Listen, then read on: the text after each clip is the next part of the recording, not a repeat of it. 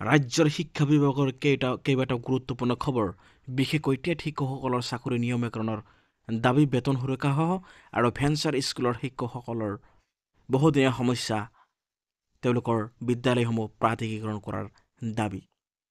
Venture শিক্ষকৰে আৰক্ষীৰ মাজত হতাহতিৰ আৰম্ভ। মুখ্যমন্ত্ৰীয়ে ক'লে এইটো দীৰ্ঘলীয়া সমস্যা আৰু লাহে লাহে কৰিব সমাধান। ভেঞ্চাৰ স্কুলৰ শিক্ষকৰ সমস্যা সমাধানসমূহ লাহে লাহে হেনো কৰা হ'ব বুলি মাননীয় মুখ্যমন্ত্ৰীগৰাকীয়ে প্ৰকাশ কৰিছে। বেতন সুৰক্ষাসহ চাকৰি নিয়মীকৰণৰ দাবীত বৃহৎ সমাৱেশ গুৱাহাটীত।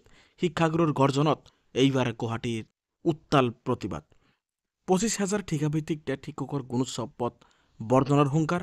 শিক্ষা হেতু এপদ কৰিব অসহযোগ আৰু সচলত অনশনৰ ভেঞ্চাৰ শিক্ষকৰে আৰক্ষীৰ হতাহতি আৰু মুখ্যমন্ত্ৰীৰ অৱশেষত ক'লে এইটো এক দীঘলীয়া সমস্যা আৰু লাহে লাহে সমাধান কৰিব লাগিব। ন্যায্য প্ৰাপ্তিৰ পৰা বঞ্চিত হেজাৰ হেজাৰ শিক্ষাগুৰুৰ গৰ্জনত উত্তাল হ'ল গুৱাহাটী মহানগৰী। বেতন সুৰক্ষাসহ চাকৰি নিয়মীকৰণৰ দাবীৰে লখৰাত প্ৰাথমিক বিদ্যালয়ৰ ঠিকাভিত্তিক শিক্ষকসকলে প্ৰতিবাদী সমাৱেশৰ কাৰ্যসূচী ৰূপায়ণ কৰাৰ বিপৰীতে সচলত ভেঞ্চাৰ শিক্ষকসকলে পদ প্ৰাধিকৰণৰ দাবীৰে তেওঁলোকে দীঘলীয়া এক অনশন কাৰ্যসূচী ৰূপায়ণ কৰিছে। উত্তপ্ত কৰি তুলিছে পৰিস্থিতি। ৰাজ্যৰ ভিন্ন প্ৰান্তৰ পৰা আহি লখৰাত সমাবেত হোৱা এই ঠিকাভিত্তিক শিক্ষকসকলৰ চৰ্ত সাপেক্ষে নিয়মীকৰণৰ ব্যৱস্থা বাতিল নকৰিলে পৰিস্থিতি ভয়ংকৰ হ'ব বুলি চৰকাৰক সকীয়াই দিয়াৰ বিপৰীতে 18 দিনে অনশন কাৰ্যসূচী ৰূপায়ণ কৰি অহা ভেঞ্চাৰ শিক্ষকসকলে অসম চৰকাৰ হুঁচিয়াৰ ধ্বনিৰে আকাশ পাতাল উত্তাল কৰি তোলে। মুঠৰ ওপৰত শিক্ষক বিদ্ৰোহত কঁপি উঠিল ৰাজ্যৰ ৰাজধানী চহৰখন। উল্লেখযোগ্য যে বেতন সুৰক্ষাসহ চাকৰি নিয়মীকৰণৰ দাবীৰে বিগত সময়ছোৱাত প্ৰাথমিক বিদ্যালয়ৰ ঠিকাভিত্তিক শিক্ষকসকলে অব্যাহত ৰাখিছে প্ৰতিবাদী কাৰ্যসূচী। 25,000ৰো অধিক ঠিকাভিত্তিক শিক্ষকসকলক লৈ লৰা ধেমালিত লিপ্ত নহবলৈ শিক্ষকসকলে চৰকাৰক সকিনি প্ৰদান কৰিছে। চৰকাৰে শেহতীয়া চাকৰি নিয়মীকৰণৰ নামত শিক্ষকসকলক চৰ্ত বান্ধি দিয়াত ক্ষুব্ধ হৈ উঠিছে বিগত 11 বছৰে শিক্ষা সেৱা আগবঢ়াই অহা এই শিক্ষাগুৰুসকলে।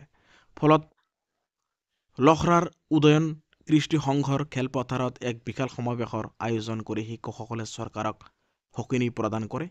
চৰকাৰে অনতিপলমে দাবী মানি নললে শিক্ষকসকলে এইবাৰ গুণোৎসৱত বৰ্জন কৰিব বুলি ঘোষণা কৰে। লগতে শিক্ষা হেতু এপতো তেওঁলোকে অসহযোগ কৰিব। প্ৰয়োজন হলে চৰকাৰক সিদ্ধান্তৰ বিৰুদ্ধে ন্যায়ালয়ৰ দ্বাৰস্থ হোৱাৰো হুংকাৰ দিছে সদৌ অসম প্ৰাথমিক টেট উত্তীৰ্ণ শিক্ষক সমাজে।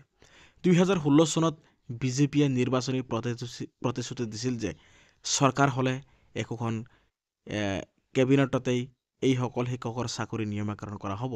আনকি 2016ত বিজেপি দল ভিছন ডকুমেণ্টতো এই কথা উল্লেখ কৰা হৈছিল যে কৰ্মৰত সকলো ঠিকাভিত্তিক শিক্ষকৰ চাকৰি নিয়মীকৰণ কৰা হ'ব। পৰৱৰ্তী সময়ত কিন্তু সেয়া কৰা নহল। চাকৰি আৰু ভৱিষ্যত সুৰক্ষাৰ স্বাৰ্থত শিক্ষকসকলে বৃহৎ গণতান্ত্ৰিক প্ৰতিবাদ কৰিবলগীয়া হৈছিল। 2021 চনত মুখ্যমন্ত্ৰীগৰাকীয়ে আইনী বাধাৰ কথা কৈ এইসকল ঠিকাভিত্তিক শিক্ষকৰ চাকৰি নিয়মীকৰণ নকৰি 60 বছৰীয়া এখন চুক্তিৰে পুনৰ চুক্তিবদ্ধ কৰি ৰাখে। শেহতীয়াকৈ যোৱা 15 আগষ্ট দেশৰ পবিত্ৰ স্বাধীনতা দিৱসত দিনটোত ত্ৰিৰংগা পতাকাৰ তলত ৰাজ্যৰ মুখ্যমন্ত্ৰীগৰাকীয়ে সৰ্বশিক্ষাৰ অধীনত কৰ্মৰত ঠিকাভিত্তিক প্ৰাথমিক শিক্ষকসকলৰ চাকৰি নিয়মীকৰণ কৰা হ'ব বুলি ঘোষণাই এইসকল শিক্ষকৰ মনলৈ উৎসাহ আৰু আহাৰ বতৰা কঢ়িয়াই আনিছিল আৰু আন্দোলন বৰ্জিত এক পৰিৱেশৰ সুস্থ মানসিকতাৰে পাঠদানত ব্ৰতী হোৱাৰ বাবে উৎসাহিত হৈ পৰিছিল। কিন্তু যোৱা 12 নৱেম্বৰত শিক্ষামন্ত্ৰীগৰাকীয়ে সংবাদ মাধ্যমৰ সন্মুখত বক্তব্য দাঙি ধৰি কয় যে কৰ্মৰত যিখিনি ঠিকাভিত্তিক শিক্ষক আছে তেখেতসকলে ইতিমধ্যে প্ৰায় নিয়মীয়া। তেখেতসকলে চৰকাৰী আৰপিৰ অনুসৰি দৰমহা পাই আছে আৰু অন্যান্য নিয়মীয়া কৰ্মচাৰীৰ দৰেই মৰগীয়া বানচ সমাহাৰত লাভ কৰি আহিছে। মাত্ৰ লাষ্ট মাইল গেপ হিচাপে যে ঠিকাভিত্তিক এগৰাকী শিক্ষকৰ মৃত্যু হলে এটা এককালীন সাহায্য পায়, নিয়মীয়া শিক্ষকৰ বেতন ফেমিলি পেঞ্চন লাভ কৰে। এই গেপটো নাইকিয়া কৰিবলৈ বিচৰা হৈছে বুলি উল্লেখ কৰে। কিন্তু মন্ত্ৰীগৰাকীয়ে পুনৰ স্বাধীনতা বিৰোধীভাৱে উল্লেখ কৰি কয় যে এইসকল ঠিকাভিত্তিক শিক্ষকৰ চাকৰি নিয়মীকৰণ হলে শিক্ষকগৰাকীয়ে কৰি অহা 10-12 বছৰৰ যি ছাৰ্ভিচ সেয়া কাউণ্ট নহ'ব। আৰু ইনক্ৰিমেণ্টৰ ধাৰাবাহিকতা নাথাকিব বুলি উল্লেখ কৰে। লগতে এক প্ৰকাৰৰ নতুন নিযুক্তি হ'ব আৰু দৰমহাৰ আৰম্ভণিৰ পৰা হ'ব বুলি স্পষ্ট কৰি দিয়ে। লগতে মন্ত্ৰীগৰাকীয়ে এই বুলিও স্পষ্ট কৰি দিয়ে যে কোনোবাই যদি নিয়মীয়া হ'ব নিবিচাৰে তেওঁ ঠিকাভিত্তিক হৈ থাকিব পাৰিব। শিক্ষামন্ত্ৰীগৰাকীয়ে কৰা এই ঘোষণা লাভ কৰাৰ লগে লগে ঠিকাভিত্তিক প্ৰাথমিক উত্তীৰ্ণ শিক্ষকসকলৰ মনত আনন্দৰ নাইকিয়া হৈ পৰে। লগতে সকলো শিক্ষকে সামাজিক মাধ্যমৰ জৰিয়তে শিক্ষামন্ত্ৰীৰ বক্তব্যত প্ৰতিবাদ জনায়। চৰকাৰখনত এই অন্যায়মূলক স্থিতি পুনৰ বিবেচনা কৰি যথোচিত ব্যৱস্থা গ্ৰহণ কৰাত প্ৰত্যাশা আৰু প্ৰাৰ্থনাৰে যোৱা 22 নৱেম্বৰত অসমৰ প্ৰতিটো খণ্ড প্ৰাথমিক শিক্ষা বিষয়াৰ কাৰ্যালয়ৰ জৰিয়তে সন্মুখীন মুখ্যমন্ত্ৰীগৰাকীলৈ একোখনকৈ স্মাৰকপত্ৰ প্ৰেৰণ কৰা হয়। যোৱা 7 ডিচেম্বৰত গুৱাহাটী মুখ্যমন্ত্ৰীয়ে প্ৰতিখন জিলাৰ সুদক্ষ শিক্ষাভিত্তিক শিক্ষকসকলে এক আলোচনাৰ সভাত অনুষ্ঠিত হৈছিল। উক্ত সভাত বিভাগীয় আমন্ত্ৰণত উত্তীৰ্ণ শিক্ষাভিত্তিক শিক্ষক সমাজৰ বিষয়ববীয়াসকলেও উপস্থিত থকাৰ সুযোগ লাভ কৰিছিল। দীৰ্ঘদিনীয়া সমস্যাটোৰ আশানুৰূপ সমাধানৰ এক নিশ্চিত বাৰ্তা পাব বুলি সমগ্ৰ অসমৰ শিক্ষকসকলে আশা কৰিছিল। কিন্তু হতাশাজনকভাৱে সভাৰ আৰম্ভণিতে শিক্ষামন্ত্ৰীৰ ভাষ্যতকৈ কিছু আগুৱাই সম্পূৰ্ণ নতুন নিযুক্তিৰ সূত্ৰ প্ৰদান কৰে মুখ্যমন্ত্ৰীগৰাকীয়ে, য'ত তেওঁ স্পষ্ট ৰূপত বিগত দীৰ্ঘকালৰ সেৱাৰ সকলো অৰ্থনৈতিক সা সুবিধা জ্যেষ্ঠতা নস্যাৎ কৰি নতুন নিযুক্তিৰ ভৱিষ্যত নিৰাপত্তাৰ বিকল্প হিচাপে দাঙি ধৰে। ইয়াৰ দ্বাৰাই তেওঁ এফালে অৰ্থনৈতিক প্ৰাপ্য উপভোগ আৰু আনফালে নিৰাপত্তাৰ বিকল্প সূত্ৰ প্ৰয়োগৰ কথা সদৰি কৰে। জীৱনৰ দীৰ্ঘকালৰ সেৱাৰ প্ৰমূল্যক নিমিষতে ধূলিসাৎ কৰাৰ স্বাভাৱিকতে সভাগৃহত উপস্থিত থকা সকলো ঠিকাভিত্তিক শিক্ষক হতাশত ভুগি পৰে।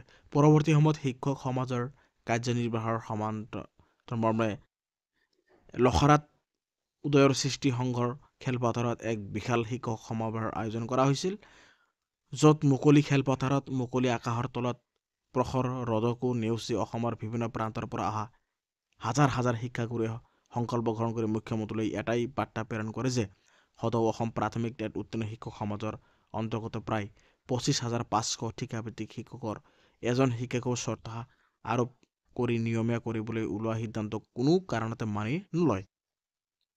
সমাৱেশত সদৌ অসম প্ৰাথমিক উত্তীৰ্ণ শিক্ষক সমাজৰ সভাপতি সম্পাদক তথা সমূহ বিষয়ববীয়াৰ লগতে অসমৰ ৰাজ্যিক প্ৰাথমিক শিক্ষক সন্মিলনৰ সভাপতি অখিল চন্দ্ৰ নাথ, বিশিষ্ট শিক্ষাবিদ দয়ানন্দ পাঠক, সদৌ অসম সন্মিলনত শিক্ষক মঞ্চৰ সম্পাদক মহোদয় তথা অন্যান্য বিশিষ্ট ব্যক্তিসকল উপস্থিত থাকে। সমাৱেশত হাজাৰ হাজাৰ শিক্ষকে বেতন সুৰক্ষাসহ নিয়মীয়াকৰণৰ নোহোৱা পৰ্যন্ত সংগ্ৰাম চলাই যাবলৈ ঐক্যমত সংকল্প গ্ৰহণ কৰাৰ লগতে আগত দিনত মুখ্যমন্ত্ৰী আৰু শিক্ষামন্ত্ৰীৰ সৈতে আনুষ্ঠানিক আলোচনাৰ জৰিয়তে বিষয়টোৰ সমাধানৰ আহ্বান জনায়। যদিহে আগৰ দিনত চৰকাৰীভাৱে শিক্ষকসকলৰ সমস্যা সমাধানৰ ক্ষেত্ৰত ধনাত্মক সঁহাৰি লাভ নকৰে, তেন্তে ভৱিষ্যত ৰাজ্যৰ সকলো শিক্ষক কৰ্মচাৰীৰ সংগঠনৰ সৈতে আলোচনাত মিলিত হৈ বৃহৎ সমাৱেশ গঢ়ি তোলাৰ লগত শিক্ষা বিভাগৰ বিভিন্ন কাৰ্যসূচী যেনে গুণোৎসৱ, অনলাইন ডাইচ, শিক্ষা সেতুৰ ইত্যাদি কামত অসহযোগৰ দৰে কাৰ্যসূচীৰ হাতত ল'বলৈ বাধ্য হ'ব বুলি জনায়। ইপিনে বিগত 18-19 দিন অনশন কাৰ্যসূচীত অব্যাহত ৰখাৰ ভেঞ্চাৰ শিক্ষকসকলে উত্তাল কৰি তোলে স্বচলৰ ধৰ্ণাস্থলী। ৰাজ্যৰ বিভিন্ন প্ৰান্তৰ পৰা অহা শ ভেঞ্চাৰ শিক্ষকসকলে অনশনকাৰী শিক্ষাগুৰুসকলৰ ধৰি বিনা বেতনে শিক্ষকতা কৰি অহা শিক্ষকসকলৰ পদ প্ৰাধিকৰণৰ দাবী জনায়।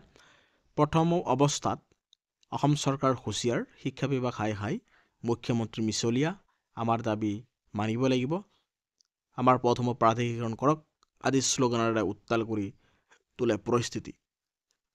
প্ৰতিবাদী শিক্ষকসকলে শিক্ষা বিভাগৰ শীৰ্ষ বিষয়াক প্ৰতিবাদস্থলীলৈ আহিব লাগে বুলি দাবী তোলে।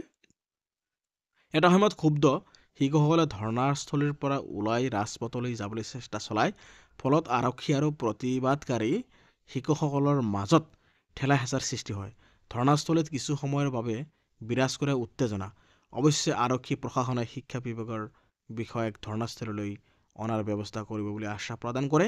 শিক্ষা বিভাগৰ শীৰ্ষ বিষয়াৰ ধৰ্ণাস্থলীত উপস্থিত হোৱাৰ পাছতহে ক্ষান্ত হয় প্ৰতিবাদী শিক্ষকসকলে।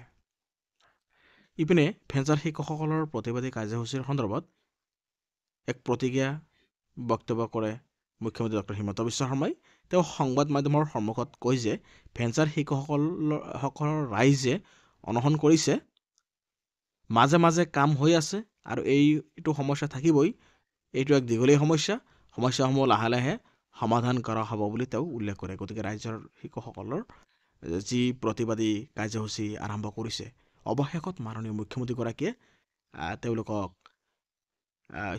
স্কুলসমূহ লোৱা হ'ব বুলি, যদিও তেওঁ পোনপটীয়াভাৱে নহয়, তেওঁ মাত্ৰ 2টা লাইনহে কয় যে এই সমস্যাটো থাকিবই, কিন্তু তেওঁলোকৰ কামসমূহ কৰি থকা হৈছে আৰু লাহে লাহে বিদ্যালয়সমূহ লোৱা হ'ব। গতিকে এইখিনি কথাৰ পৰা আমি গম পাওঁ যে আন্দোলন ছাকচেছ, আন্দোলনৰ ফলত এইবাৰ মুখ্যমন্ত্ৰীৰ মুখৰ পৰা এই ভাষ্য নিশ্চয় যি ওলাইছে সেয়া এক ভৱিষ্যতৰ কাৰণে ভেঞ্চাৰ স্কুলৰ শিক্ষকসকলৰ কাৰণে পদ প্ৰাধিকৰণৰ মানে যিটো ৰাস্তা, সেই ৰাস্তাটো খোলা। গতিকে পদ প্ৰাধিকৰণ কৰিব লাগিব। ধন্যবাদ।